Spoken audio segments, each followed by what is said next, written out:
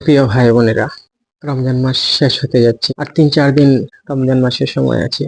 আমাদের কাছ থেকে রমজান মাস বিদায় নিবে। তো একটা কথা দিলের মধ্যে বারবার নাড়া দিচ্ছে যে একদিন হযরত জিবরাইল আলাইহিস সালাম আল্লাহ নবী সাল্লাল্লাহু আলাইহি সাল্লামের কাছে আসলেন। এসে বলতেছেন যে রমজান মাস পেল আর তার অ্যাকাউন্টে যেগুলো গুনাহ ছিল ওই গুনাহগুলো মাফ করাতে পারল না আল্লাহর কাছে। তার মতো হতভাগা এই পৃথিবীতে আর কেউ নেই। আর আল্লাহ নবী সাল্লাল্লাহু আলাইহি সাল্লাম বলেছেন আমিন। কে বলতেছে? জিবরাইল আলাইহিস সালাম বদদুয়া করতেছে। আর আমিন কে বলতেছেন? মুহাম্মদ আরবি সাল্লাল্লাহু আলাইহি ওয়াসাল্লাম তিনি বলতেছেন। কিন্তু এখনো তো আমাদের কাছে ২-৩ রাত বাকি আছে। এমনও তো হতে পারে যে আল্লাহ গফুরুর রাহিম, আল্লাহ মাফ করে দিতে পারে। ইউবাদদিলুল্লাহু সাইয়্যাতিহিম হাসানাত, আমাদের গুনাহকে আল্লাহ তাআলা নেকির দ্বারা বদলিয়ে দিতে পারে।